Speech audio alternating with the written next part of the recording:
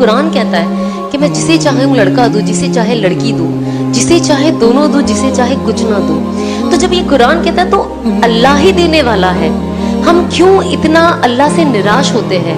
ہم کو بس اللہ سے مانگتے رہنا ہے, ہم کو مانگتے رہنا ہے. جب تک ہمارے اندر طاقت ہے ہمیں اللہ سے مانگتے رہنا ہے. اب میں اس کا آپ کو پرسنل ایگزامپل بتاتی ہوں. جب 2012 میں بگ باس سے نکلی تھی, اور اس سے پہلے بھی آف کورس میں کام کرتی تھی, پیسہ تھا, بٹ پتہ نہیں کیا ہوا جو 2013 سے میرا پہلا عمرہ کا سفر الحمدللہ شروع ہو. اب سفر تو شروع ہو گیا, تو جب میں وہاں جاؤں نا, میں 2000 الحمدللہ 13, 14, 15, 16, 17 5 سال اللہ نے مجھے اپنے گھر بلایا, میرے گھر والوں کے ساتھ بلایا. اور جبھی بھی میں جاؤں, مجھے آنیسٹلی آپ یقین کرو گے کہ نہیں, آئی ڈونٹ نو, بیکاز کبھی کبھی کچھ باتیں ایسی ہوتی ہیں نا, ہم کہتے ہیں نا کہ اللہ نے ایسا جادو کر دیا. اب میں کسی کو بولوں گی تو پتہ نہیں وہ یقین بھی کرے گا کہ نہیں. تو میرے ساتھ میں آپ لوگوں سے وہی بات شیئر کروں گی جو سننے میں نا بہت عجیب لگتی ہے, پر یہ ہوتا ہے لوگوں کے ساتھ. اسی لیے جب میں کچھ بھی سنتی ہوں نا, کسی کے ساتھ کوئی بزرگ کے ساتھ یہ ہوا, تو میں نے کہا نہیں وہ تو بزرگ تھے, جب میرے جیسے کے ساتھ یہ ہو سکتا ہے تو کچھ بھی ہو سکتا ہے. کبھی کبھی ہم کچھ سٹوریز سنتے ہیں, کہتے ہیں بہت عجیب سٹوری ہے, یہ پاسبل ہی نہیں ہے. ہماری عادت ہے نا یہ چیز کرنے کی. تو جو میں آف کورس کام کر رہی تھی, میں تھوڑا پاپولر ہو گئی تھی بگ باس سے آنے کے بعد, اور مووی ملی تھی سلمان کے ساتھ, تو آئی واز لائک واو یہ وہ. بٹ جب میں عمرہ کے لیے گئی پہلی بار, اور جب آف کورس جب آپ کعبہ دیکھتے ہو تو آپ کی آنکھوں سے ویسے ہی رونا آ جاتا ہے, وہ کوئی نہیں روک سکتا ہے, وہ خوشی کے آنسو ہے. اور آف کورس غم کے, وہاں جا کے انسان کو, میں کہتی ہوں جب سے اس کا ہوش سنبھالا ہوگا تب سے لے کے ابھی تک کے سارے گناہ یاد آ جاتے ہیں فار سم ریزن. تو جب میں نے پہلی بار کعبہ دیکھا, اور مجھ سے پہلے ہی کہا گیا تھا کہ جب آپ پہلی بار کعبہ دیکھو نا تو اللہ سے خوب دعا مانگو, خوب دعا مانگو, اور ہر وہ چیز مانگو جو آپ کے دماغ میں آتی ہے. اور میں نے سوچا جب میں جاؤں گی تو میں اللہ سے مانگوں گی کہ اب جب میں نے کعبہ دیکھا ہے تو لوگ کہتے ہیں کہ جو مانگو کعبہ پہلی بار دیکھ کے دعا قبول ہوتی ہے, دعا تو ہمیشہ قبول ہوتی ہے. بہت ساری یہ روایتیں نا میں نے اپنی لائف میں توڑ دی. میں نے کہا یہ سب من گڑت کہانیاں بند کریں, لیکن آپ تو کعبہ صرف دیکھنے میں ہی اللہ کی کتنی کہتے 20% رحمتیں اترتی ہے, جو اوور آل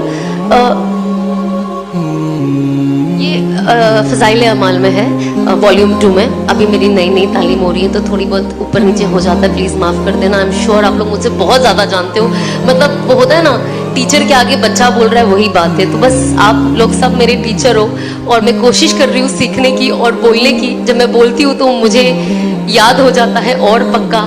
اور آپ لوگوں کو ہر چیز بتانے کا صرف یہی نظریہ ہے کہ وہ عمل میں اپنے اندر لے آؤں, کیونکہ ہم کو سب کو شیطان سے بچنا ہے مرتے دم تک.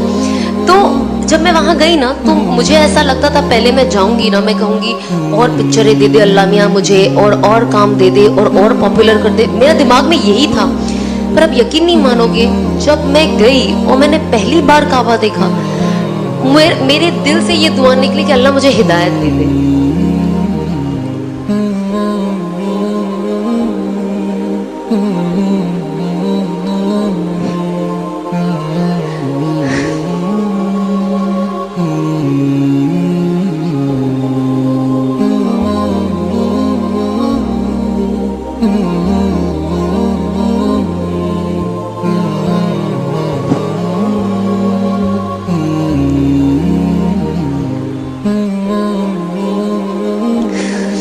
Honestly, I don't know کتنے لوگ اس چیز کو ویلیو کرتے ہیں, پر میرے لیے یہ ورڈ ہدایت میرے لیے بہت ویلیو کرتا ہے, بہت. اس چیز نے میری دنیا اور شاید میری آخرت بدل دی ہے. اور کہیں نہ کہیں جو اسبابی طور سے دکھتا ہے, میں سوچتی ہوں شاید مجھے جہنم کی آگ سے بچا لیا. تو جب یہ ورڈ ہی آتا ہے نا تو میرا دل بہت بھر جاتا ہے کہ اللہ نے کیسا کر دیا. مطلب جب ہم پڑھتے ہیں نا قرآن شریف, اور اس میں لکھ کے آتا ہے کہ اللہ جسے چاہے ہدایت دے.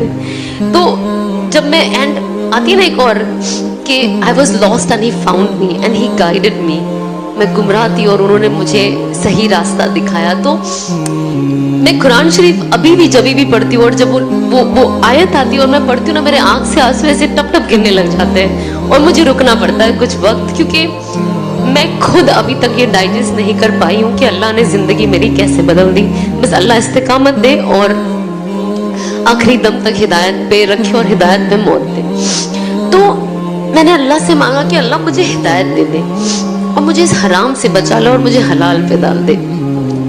مجھے نہیں پتا میں کیا کروں. اگر میں یہ کام چھوڑوں تو میں کروں کیا؟ مجھے تو کچھ آتا بھی نہیں ہے, جاب پہ تو میں جا نہیں سکتی, تو میں کیا کروں؟ اس کے بعد میں نے انفارچونیٹلی دنیا ایسی ہے نا, یہ بہت سیڈ چیز ہے جو میں نے شادی کے بعد بھی بہت ایکسپیرینس کیا ہے لوگوں کے ذریعے, بٹ میں ادروائز آپ کو ایکسپیرینس بتاؤں گی کہ لوگ کہتے ہیں, جو لوگ تھوڑے بیچارے گمراہ ہو جاتے اور جو تھوڑے زیادہ ہو جاتے میرے جیسے, وہ کہتے ہیں سب چھوڑ دو, سب چھوڑ دو, ہدایت پہ آ جاؤ, صحیح راستے پہ آ جاؤ, صحیح راستے پہ آ جاؤ, اور یہ تو فحاشی ہے اور غیر محرموں کے ساتھ ایسے کام کرنا بے شک غلط ہے. بٹ جب انسان سدھرنا چاہتا ہے اور اپنی زندگی صحیح کرنا چاہتا ہے تو پھر وہ ان کے اوپر اپنے تانوں کی بارش کر دیتے ہیں کہ انسان الٹا پیر بھاگ جائے, کہ بھلے میں سیدھا ہو جاؤں لیکن مجھے لوگوں کو نہیں بتانا ہے کہ یار میں نے اللہ نے مجھے ہدایت کی توفیق دی, کیونکہ لوگ میرا مذاق بنا رہے ہیں اور شاید ان کی وجہ سے ایسا نہ ہو کہ میں واپس جہاں سے آئی میں وہاں چلی جاؤں. کیونکہ انسان کمزور ہوتا ہے نا, انسان تانے, آج ہم گھر میں تانے سنتے ہیں تو کیسا لگتا ہے کہ گھر سے بھاگ جاؤ, ہوتا ہے نا کبھی کبھی فیلنگ, بھاگنا نہیں ہے بٹ وہ فیلنگ آتی ہے نا ایک انسان کو. تو جب اتنی سی چیز پہ جب آپ کی امی آپ کو کچھ بول دے یا کچھ ایسا ہو جائے تو انسان سوچتا ہے یار کتنا, کیوں ایسے یار, مجھے کیوں تانے دے رہے, انسان کتنا روتا ہے. تو آپ سوچو جو انسان چینج ہو کر آتا ہے, جب اس کے لیے یہ سب بولا جاتا ہے تو وہ چیز لینا, ایکسیپٹ کرنا بہت مشکل ہو جاتا ہے.